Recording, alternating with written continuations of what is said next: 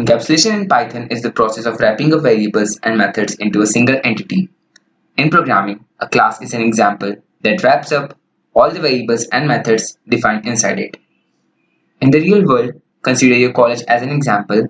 Each and every department student records are restricted only within the respective department. Computer science department faculty cannot access the mechanical department student record, and so on. Here, the department acts as the class and student records act like variables and methods. Why do we need encapsulation? Encapsulation acts as a protective layer by ensuring that access to wrapped data is not possible by any code defined outside the class in which the wrapped data are defined. Encapsulation provides security by hiding the data from the outside world. In Python, encapsulation can be achieved by declaring the data members of a class either as private or protected. In Python, private and protected are called access modifiers, as they modify the access of variables or methods defined in a class. Let us see how access modifiers helps in achieving encapsulation. Encapsulation using private members. If we declare any variable or method as private, then they can be accessed only within the class in which they are defined. In Python, private members are preceded by two underscores. In the below example, length and breadth are the two private variables declared and can be accessed within the class rectangle. So here we have class rectangle.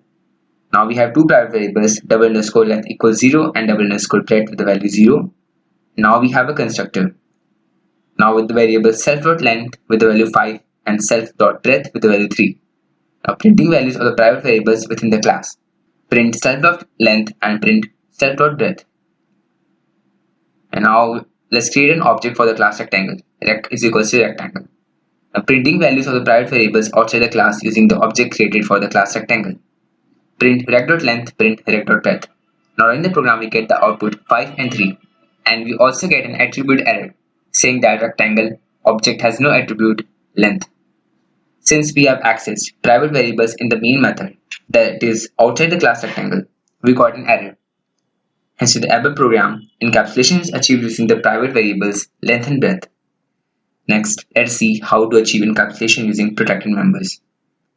Encapsulation using protected members. Protected members can be accessed within the class in which they are defined and also within the derived classes. In Python, protected members are preceded by a single underscore. In the below example, length and breadth are the two protected variables defined inside the class shape.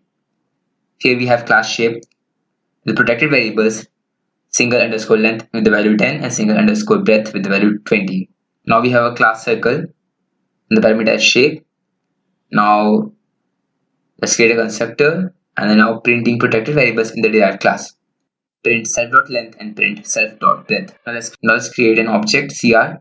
Now printing protected variables outside the class shape in which they are defined. Print cr.length and print cr.breadth. On running the program, we get the output 10 and 20 and an attribute error saying circle object has no attribute length. When we try to access protected variables in the derived class, we got output, but in the main method, we got an error. Hence, in the above example, encapsulation is achieved using the protected variables length and breadth. So this is all for today. In the next class, we'll learn about inheritance.